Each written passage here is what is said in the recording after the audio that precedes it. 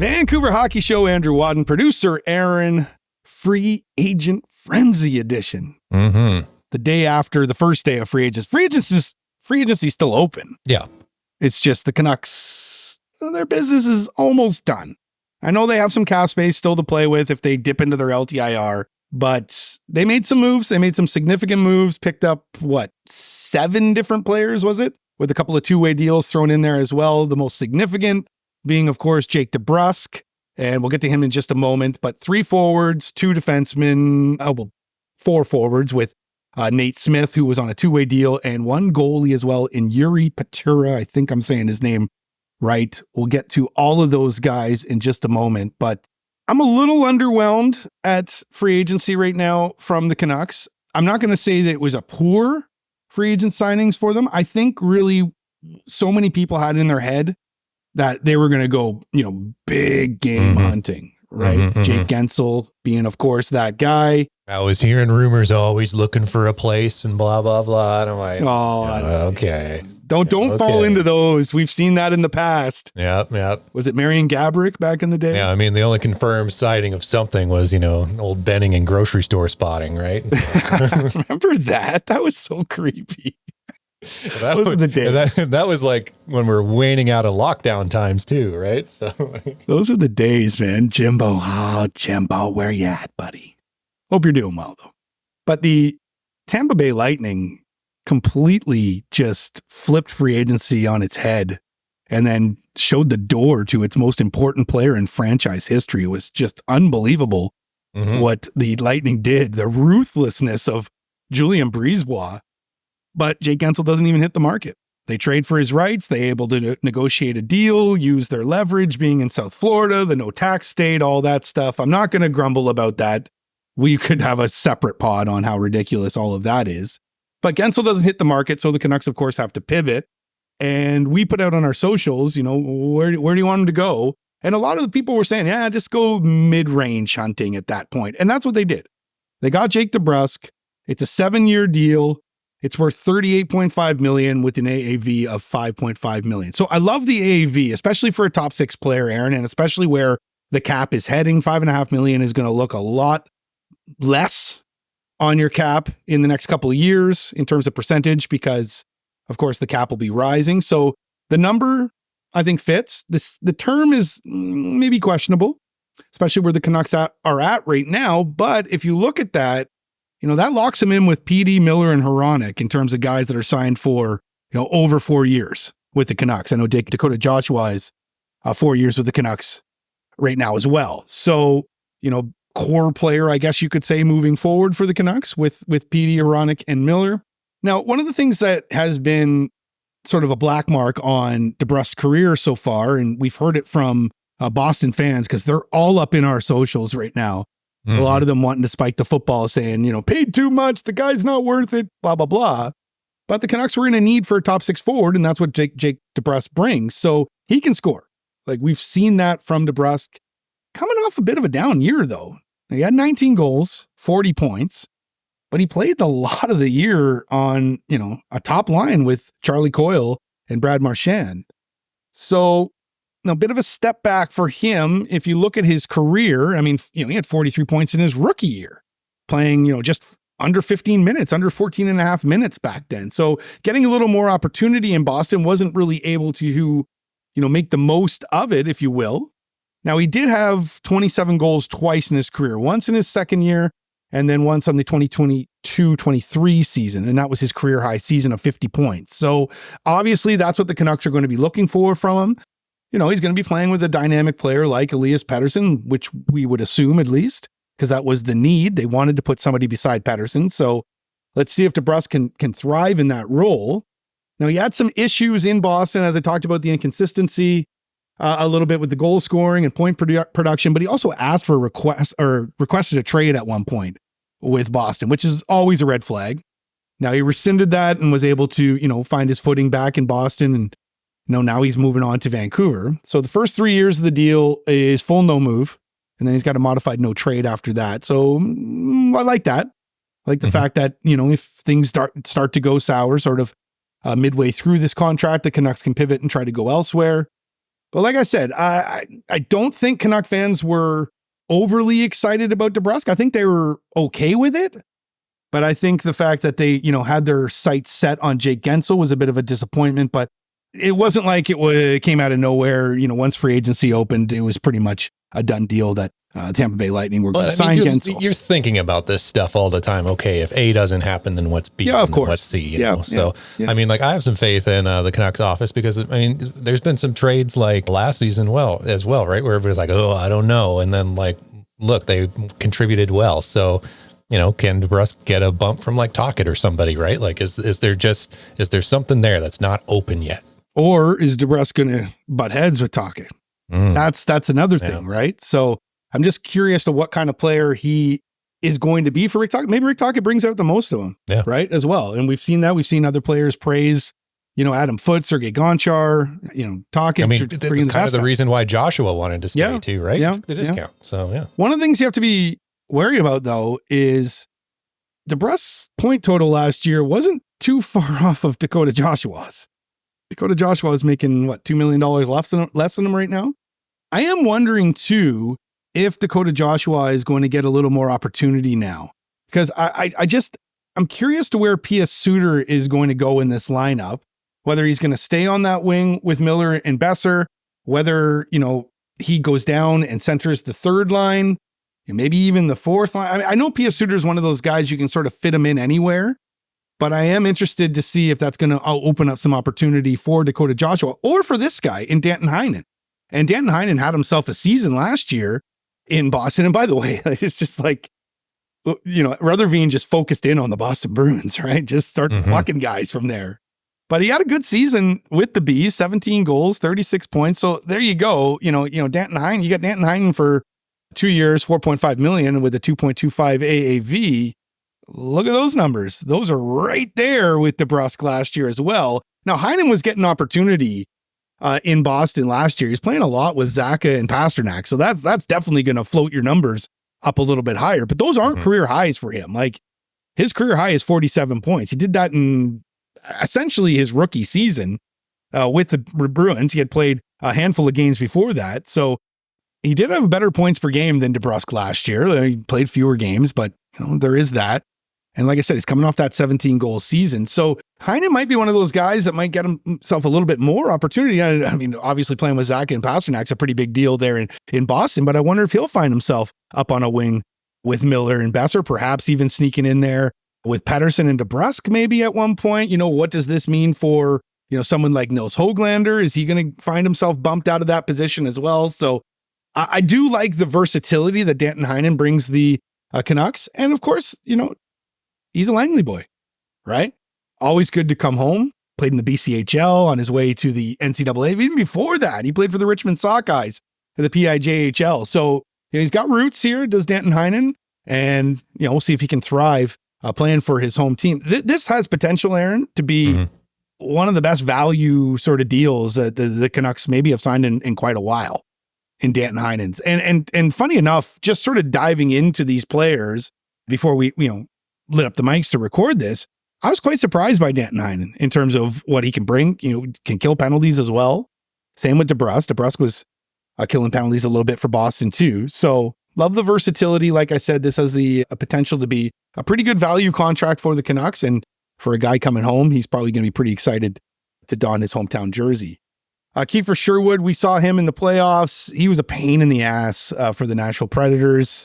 Solid fourth line pickup for the Canucks. His contract is a 2-year deal worth $3 million with the AAV of 1.5, obviously.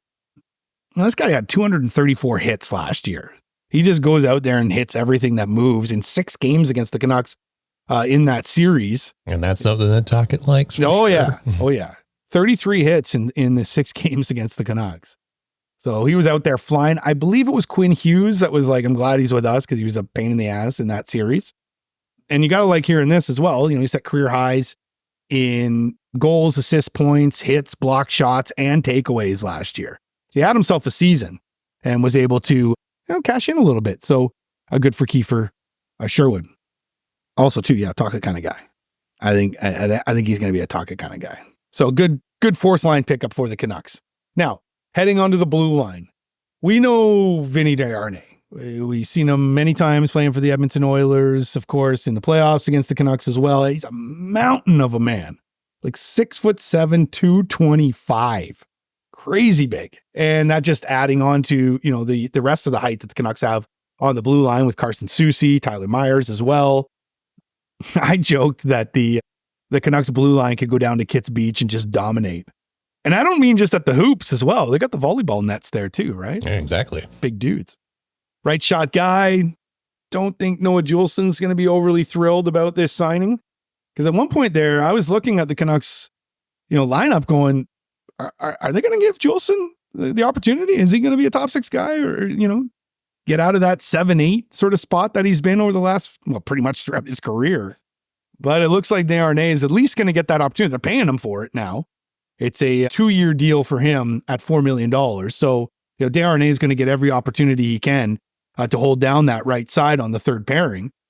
He's got his warts. We've seen it. 42 giveaways this year compared to 14 takeaways. That's not a good ratio. But he's a nasty piece of business. And you can't teach height. And that just seems to be the way the NHL is going right now. Every team wants to bulk up on their blue line again. And the Canucks had already sort of been in on that trend already, but they continue to add to that. And not only did they add Desharnais, they also had Derek Forbort, who's, again, big dude, 6'4". He literally is going to replace Ian Cole. And I know that there was some rumblings before free agency opened that the Canucks had circled back on Cole.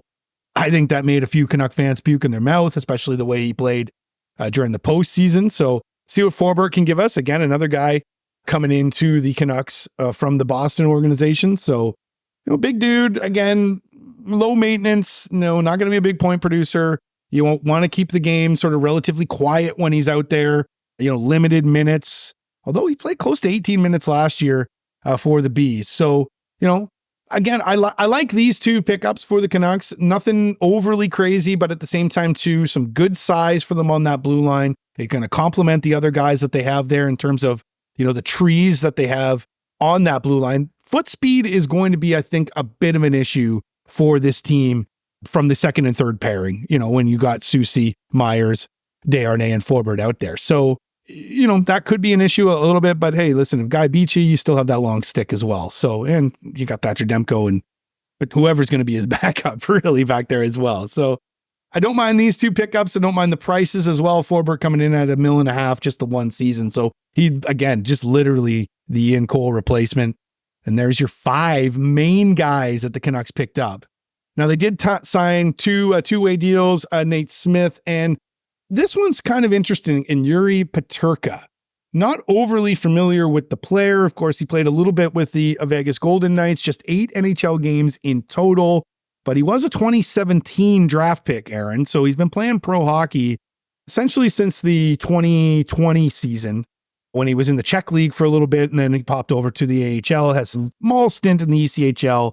But yeah, like I said, 8 games of NHL experience. And this one's interesting because I know Dhaliwal was tweeting that the Canucks had circled back on Casey DeSmith. Casey DeSmith actually did quite well in free agency, so congratulations to him. He's signed with the Dallas Stars.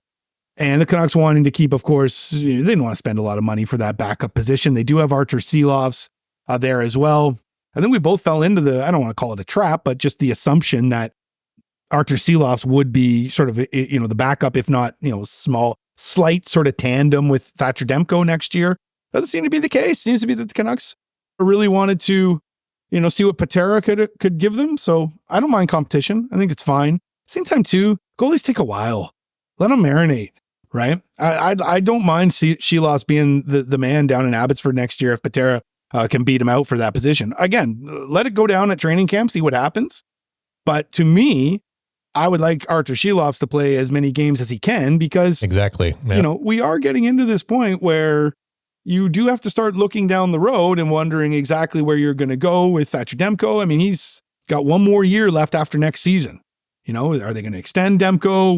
What's that price going to be? Especially if Demko, if he's was he second in Vezina voting this year? So, that's going to be a tough one for the Canucks. So, maybe it's best to let Silovs down in the AHL, play another season where he just carries a huge workload, see what you got from Patera, and then, you can always figure things out midway through the season, or perhaps even into the playoffs if you do have a situation like you had last year with Demko going down. So don't mind this signing. Don't know a heck of a lot about the player, but at the same time, too, do invite the fact that there is going to be internal competition for that backup spot.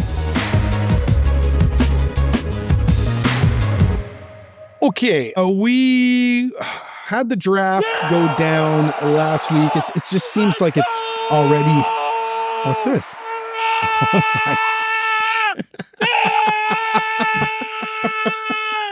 my... I know who that guy is. Yeah, I mean, it's nice that people are that excited about a draft. Macklin Celebrini, let's go!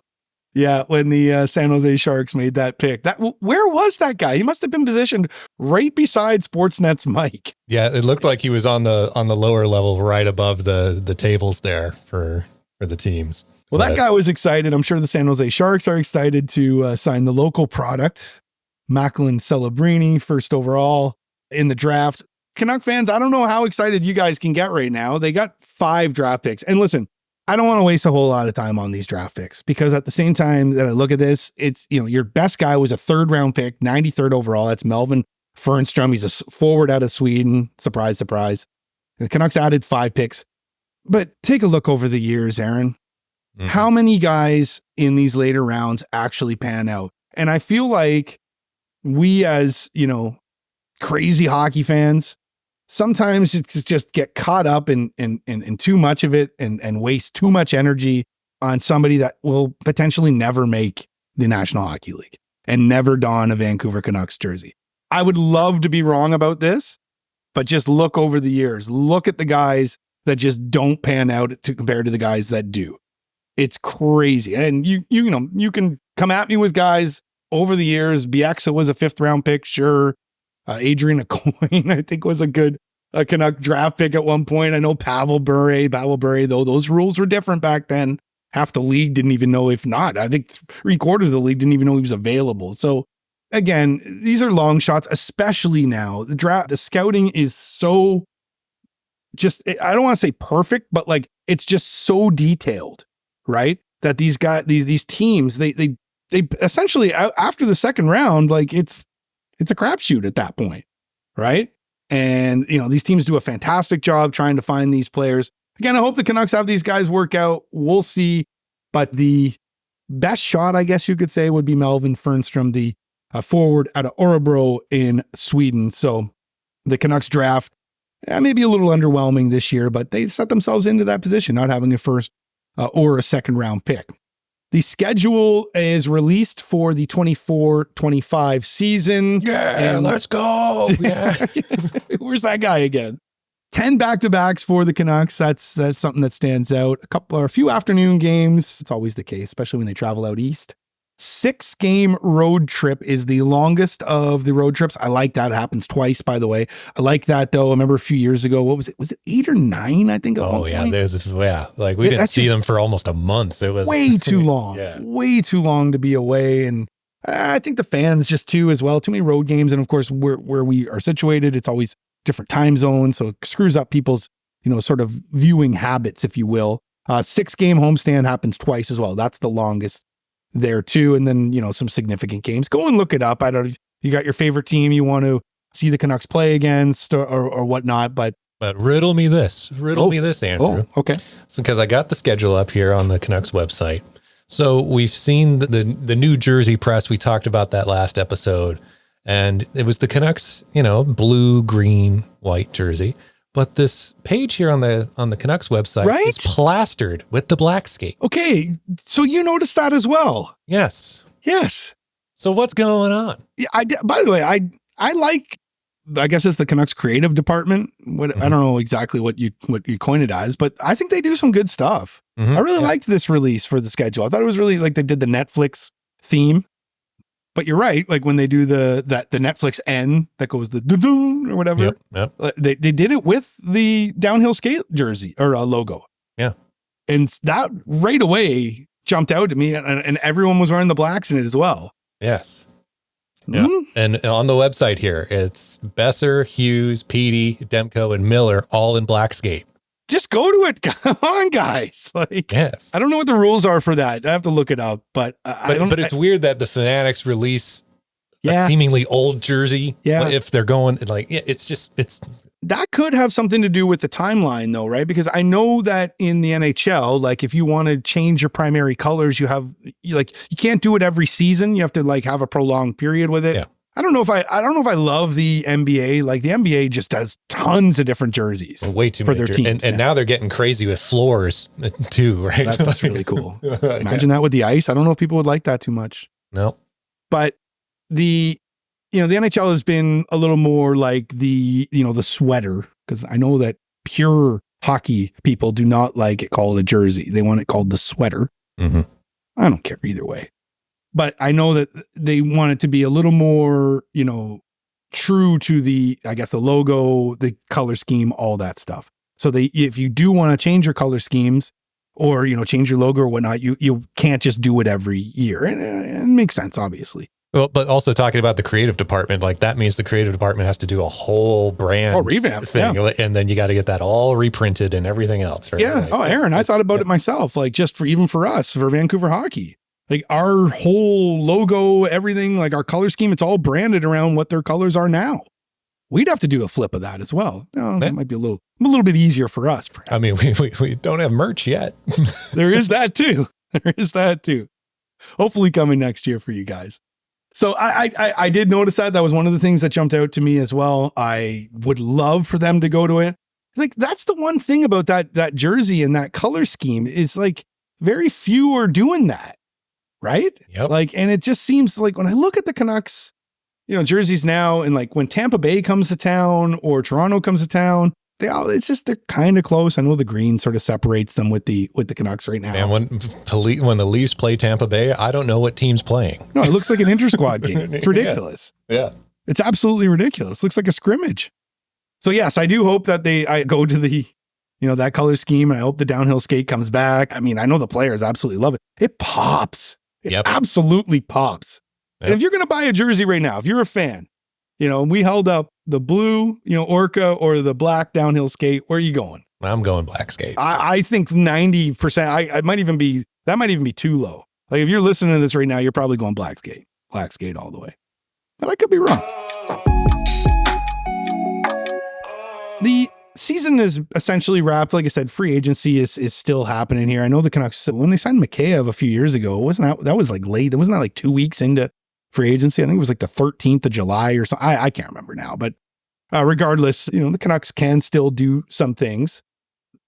I do want to just sort of take a moment and, talk about free agency around the league because it was interesting. It was very interesting. And I think, we talked about Tampa Bay, but man, look at those moves that Nashville made. Nashville just beefed themselves up. Steven Stamkos, 4-year deal at $8 per. There was a moment, I almost tweeted it, and I just sort of thought about it, and I was like, it's not going to happen. But could you imagine Steven Stamkos in a Canucks sweater or jersey, if you will? Especially a black skate. Yeah. Oh, man. Especially on that half wall with that clapper on the power play. Anyway, now Nashville's got him, and Nashville is beefed up. The Preds are going to be tough. The Canucks get the Preds in the first round next year. It's going to be a different That was my series. first thought, too. I was like, ooh, no. Yeah. So the Nashville Predators definitely beefed up the most. I think they're probably the biggest winner of free agency, but you got to look at, the best player that was available in Jake Gensel, and he goes to Tampa Bay. So, those no state taxes, they just win again. And I'm wondering if the NHL is going to have to do something about this because, these teams just seem to be flocking there. And, you got cities like in Canada that are, can't compete with this right now. It's a bit of an unfair advantage. So it's interesting to see what the NHL is going to do with that. But I think it's pretty telling that, guys are going to teams like Nashville and Tampa Bay and trying to make the most of it. Now, I heard something too about this deferred payment and how you can get around all that stuff. Aaron, I got into hockey to talk hockey. Yeah, I'm not an accountant. Yeah. To break down math. Yes, it was easily my worst subject in high school. I do not want to do it as an adult as well. So Figure it out, NHL, make it an even playing field. But right now, those teams, hey, they're taking advantage of their situation. And boy, did they hit home runs in free agency. Now, we're not going to go away over summer here. Going to be dipping in and out with a few different podcasts. I mentioned on the last one that we were going to talk to Dollywall. Dollywall, the last couple of weeks have just been crazy for him. But the guy's literally glued to his phone. Asked him to go golfing, and he was like, "What? I can't be chasing agents." Talking about merch, we should send him a branded battery pack for his phone to keep it on, man, because it's blown up so much. Yeah. I don't know why you can't be chasing the agents on the golf course. You could just be calling guys between shots anyway. Exactly. Regardless. Can try and get Dollywall on here, see if we can. I know they're going on vacation at the end of this week. I'd love to hear sort of, how free agency sort of breaks down, and how the Canucks got to where they did, because, they are saying that, Jake DeBrusk was, their main target. And I call bullshit on that, with the amount of smoke that there was around Jake Gensel. But, maybe they knew that this was going to happen a little bit earlier and are being honest in terms of when we pivoted, this was our guy. So we'll see what Jake DeBrusk can be for the Canucks as well. But I know that a lot of Canuck fans were very, very interested in Jake Gensel and had their hopes up about Jake Gensel. And I think just the fact that, Rutherford has proven that when they take a swing, they generally hit the ball, right? So we'd love to talk to Dollywall about that and see if we can get him to give us some insight on that. But stay tuned for that. Like I said, we'll be around. We'll dip in and out here over the next little while. As news determines. Yeah, exactly. Before we shut things down and focus on next season. All right, buddy. Good stuff. Free agency, not wrapped, but almost wrapped for the Canucks. And yeah, development camp going on as we speak right now at UBC. I believe you can go and check that out for free as well. So if you want to go and check out the Canucks stars of the future, if you will, and maybe some of those draft picks that I didn't give a whole lot of stock to. And swing by Wreck Beach afterwards. Yeah. There you go. Let it all hang out down at Wreck Beach afterwards, literally. All right. For producer Aaron, I'm Andrew Wadden. Thanks for listening, everyone.